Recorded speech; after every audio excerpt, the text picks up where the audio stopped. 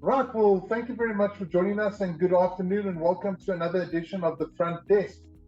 South Africa is in a very interesting position at the moment, especially Eskom and miners across the country, where Eskom's in a position, like many companies globally, they are being put under pressure by international companies to move towards decommissioning coal-powered power station and move towards green energy as the world moves towards net zero. Obviously, this is going to have a particular impact on South Africa and the mining community in South Africa, where mining has been a very strong pillar of South African economic growth for long periods of time. Joining me today are two very esteemed directors at Cliff Decker Hofmeyer. They are directors in the dispute resolution practice, Mongezi Power and Burton Meyer. And they're joining me to discuss the fallout of some of these issues. We'll start with Mongezi. Mongezi, just to give a little bit more context towards this, Eskom have announced that they're moving ahead with the decommissioning program, where they will decommission a certain amount of the coal-powered fire stations. Obviously, the majority of these are going to be in Mpumalanga, which is the power heartland of South Africa. And this, I read a media report which said that this plan will impact some 2 million people living in the Mpumalanga area, because it's not only the Eskom power stations, it's going to be the mines that are going to be decommissioned as coal miners face declining commodity demand and declining coal prices. So what does this mean for them from a financial perspective, and are we going to see mines facing financial distress? Thank you so much, Jonathan. There definitely is a risk that the cost of generating electricity through coal-fired power stations, that the status quo will soon become too expensive, such that demand will start to lean more towards renewable energy sources. Now, the Department of Energy has reported a steady increase in the price of coal, which has also seen an increase in the price of electricity tariffs. Should there be no reprieve, it will soon become unsustainable for consumers. And notwithstanding the just transition promoted by the 2019 South African Integrated Resources Plan, which seeks to increase the use of renewables while mitigating job losses in the coal mining sector, the coal miners will no doubt struggle to maintain dominance if the shift towards renewables is not gradual enough. And the inevitable consequences of that is there will be less there will be less money in the hands of the miners, and we could see a trend of miners experiencing financial woes. Thank you very much. I think it's a very sort of insightful and a nice way to insightful response and a nice way to kick this off. So, you have said that their dominance will decrease. Certainly, their prevalences in communities will decrease. What are some of the measures that they can put in place to, restructure their business and restructure their look of the way that they generate income? And can you look at maybe some short, medium, and long-term interventions that they can put into place? Yeah, so miners, must look to reducing their day-to-day cost position, like with any other business, and knowing where to trim the fat. So, as you know, mines are notoriously capital intensive to establish and expensive to run. We saw in 2020 during COVID, where mines were forced to reduce their working capacity, how costly it still was for them to continue to operate despite limiting their activities. So that's in the short term. In the long term, there is a need to implement strategies geared towards the improvement of geomapping that will assist miners in uncovering new mineral deposits, as well as future relevant resources. In the long term, miners need to begin the extraction of more in-demand minerals in the energy sector. For example, the demand for so-called battery minerals has been increasing with an uptick in demand for platinum, copper, lithium, and cobalt. So the increased production of and access to these minerals will be, hugely beneficial for the adoption of renewable technologies in our economy, and has the potential to really strengthen ties between the mining sector and the renewable sector. I mean, South Africa is not foreign to this financial. We've seen financially distressed companies in the past with SA, Comair. We're going through a massive one now with Tongaat Hewlett. So South Africa is not unused to this. But within the mining sector, there's definitely more of the stakes are a lot higher within the mining sector. What is the fallout for the South African economy if mines become financially distressed? So what is immediately apparent is the reduction in electricity generation capacity if mines become so financially distressed that they can no longer afford to meet the demand for coal. We're already in an electricity crisis, the causes of which are numerous. The coal supply gap being a major contributor to load shedding, etc. The cost of load shedding, as we all know, is to our economy on an annual basis is quite astronomical.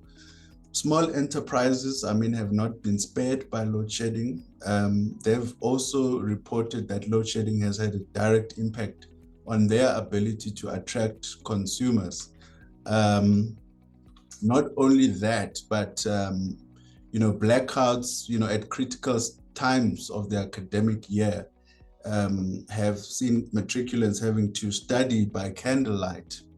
So decreased coal production, if it is not, offset by countervailing inputs of renewable energy, will also hurt pockets of, everyday South Africans. As we all know, Eskom has recently announced a hike in the electricity tariff, which poses a threat to the, finances, the bottom line of South Africans, as the cost of living in all respects continues to soar. Bertrand, you wanted to add something to this?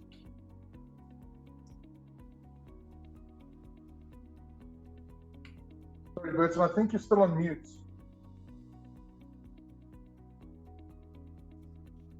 My apologies.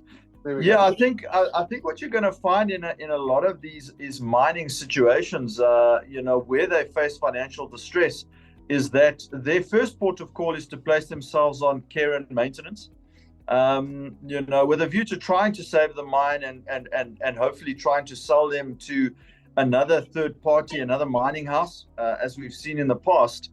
But with that goes a large scale retrenchments. And that creates further financial distress. And then invariably, if the care and maintenance doesn't work, there is then a mine closure. And what you're probably ultimately going to find is that the miners themselves and all of the industries that surround the mines are going to be moving to other mining areas, to the cities, to obviously find gainful employment. I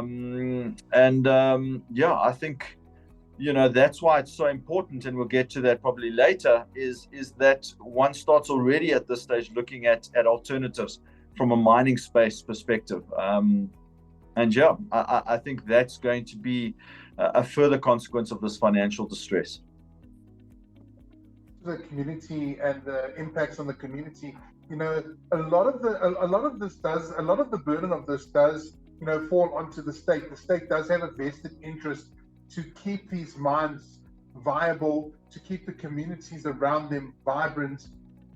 We've seen this debate come up time and time again within political circles on whether the state should be the custodian of all minerals in South Africa.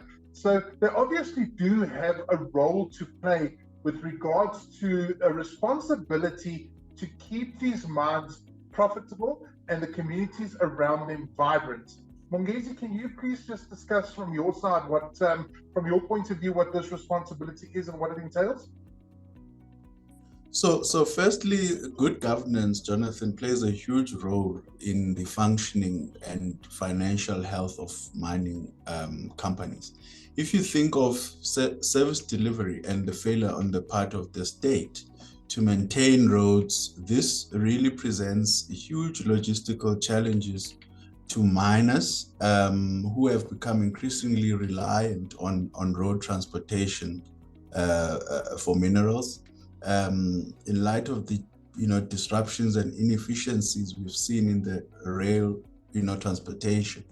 So this has a knock-on effect, obviously, on the ports, which have become congested, and sets the scene for a breakdown in the ability of miners to carry on a business cost effectively. So this is why I say, good governance is so essential to ensuring that coal miners do not find themselves putting in more than they can get out.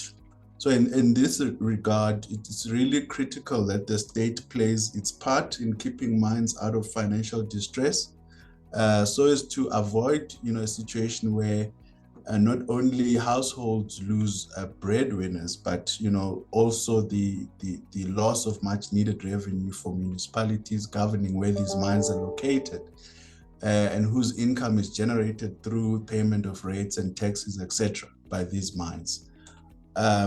So it is important to note really as well that as South Africa moves slowly in transitioning to renewables, the state must not completely shut the mines out.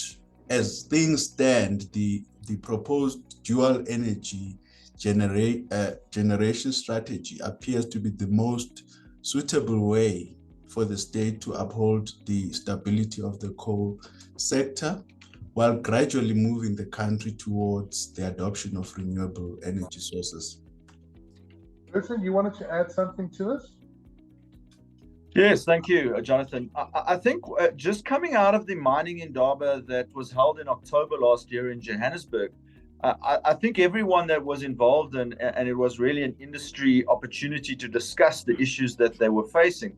The three main issues that came out was the energy crisis, which we've already alluded to, logistical and infrastructure problems, and crime. And so I think when you come to the state's responsibility, the mining houses are saying those are the three issues that really fall in the lap of the state, to assist the miners, to assist the communities. Where mining houses are not receiving the assistance that they need from the state, where it is a state responsibility, it increases the costs of their operations and ultimately may result in a position where they're unable to maintain their businesses, which will then lead to further distress. So from the energy crisis, it's really dealing with the situation in terms of alternative electricity supply, making sure that the various power stations are maintained. And then from a logistical infrastructure perspective, the costs of transportation are becoming exorbitant because of the failing infrastructure that we have, and unfortunately that's a Transnet problem. And I think that as soon as they start resolving that and getting the railway lines and the routes up and running, you're going to see mining houses become more profitable to the benefit of the communities. And then obviously crime is an issue that that faces not only the country as a whole, but also the mining operations. And one just has to think about illegal mining, zamazamas. All of that is having a negative impact on communities, mining operations. And then particularly with regard to mining houses in the communities, COGTA, which is the government department really responsible for communities, is critical in maintaining good relationships between the mining houses and the communities. And so I think the bottom line is that where you have all the role players, all the stakeholders, and in particular government playing their part, I think we're going to reduce the level of distress. and hopefully plan a way forward. We'll get into that later, but we've all got to take responsibility in mapping the way forward so that communities survive. And so the state has a massive responsibility and a massive role to play, ensuring stability within communities. I mean, the point that I'm going to bring up is obviously easier said than done, but a key issue or key way or key coping mechanism that mines can use is to divest from their core assets now and move towards other ones. Other mining companies have done this in the past. South 32 did it at one stage. Anglo Coal's been looking at it, looking to do it. Burton, can you just discuss the process of divesting from your core assets, moving towards other core assets, and how this plays out within mines and the financial implications, of that? Yeah. No, 100%, Jonathan. Thank you for that. Look, I mean, it has a massive financial implication for various mining houses in terms of changing track, because you're initially, let's take Seriti as an example.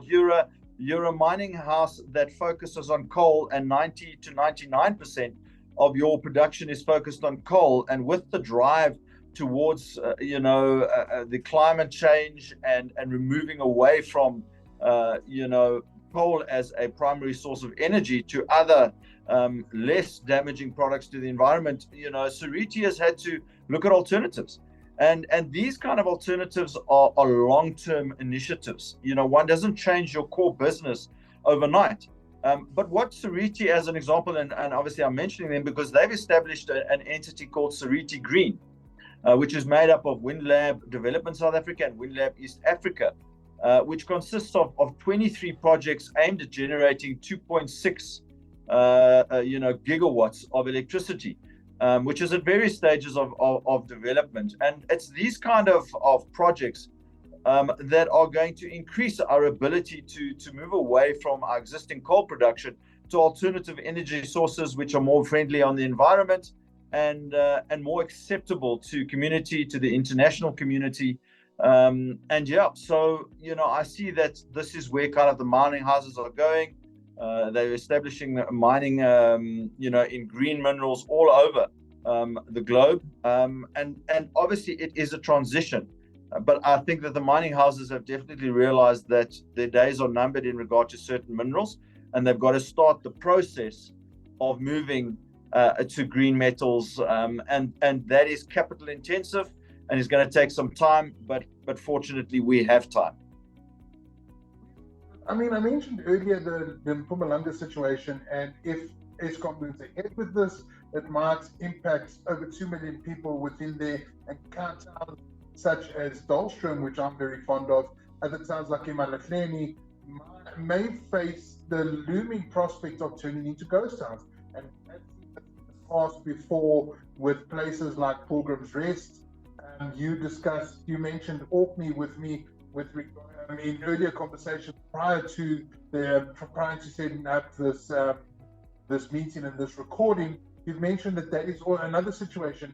Now, if that has to happen, and we see PGMs continuing with their disruption and their sort of the disruptive environment that they're having within Rustenburg, we can see Rustenburg going in a similar direction. One of the interventions that have been mentioned is beneficiation at source, taking commodities, beneficiating them in South Africa, and exporting semi-finalized products, as opposed to exporting raw mining material. What are the cost implications of that? And are all miners equal with regards to moving towards beneficiation at source? Yeah, a great question. Look, I think that not all mining houses are equal, because it fluctuates based on the demand. There are at different times and different places, the demand for a particular mineral is at an all-time high, and then it kind of wanes and develops an all-time low.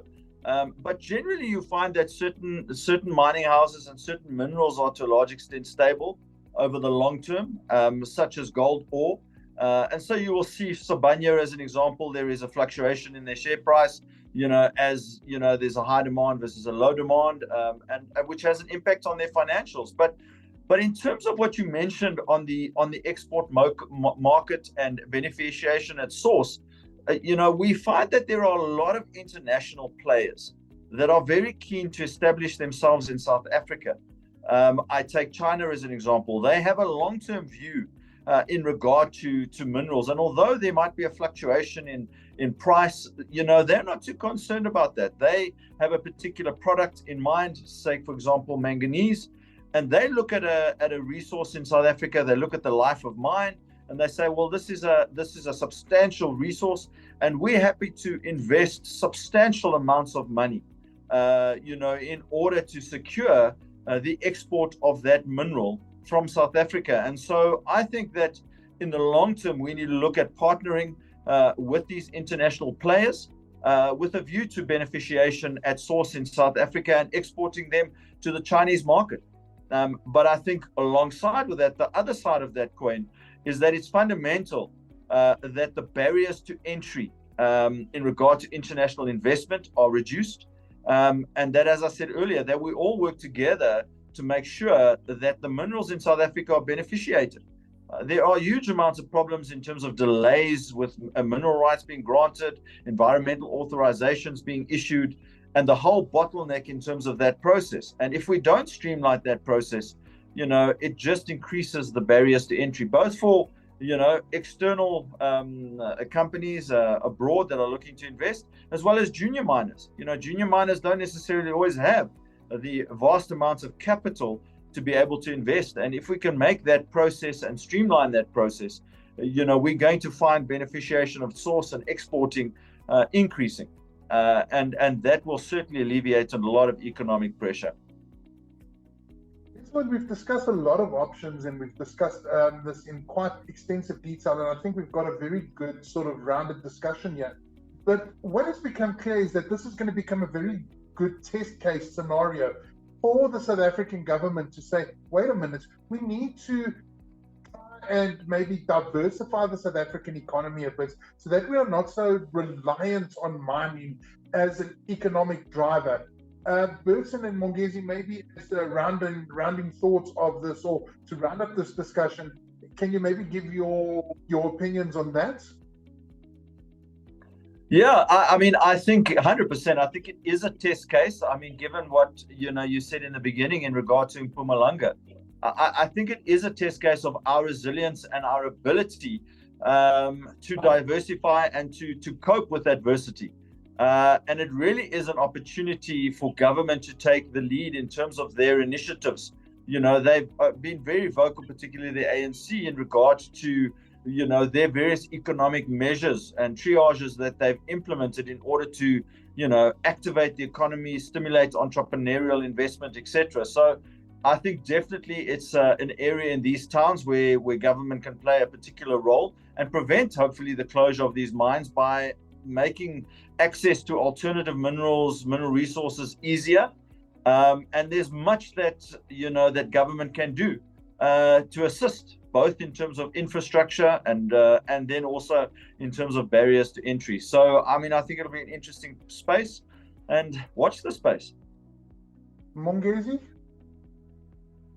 Yeah, no, Jonathan, I think it's really a question of the state really creating a conducive environment for the, entrants to come in, and the existing, players to be able to tap into those different markets. As I said, the gradual moving away from, the traditional coal power supplies, etc., into a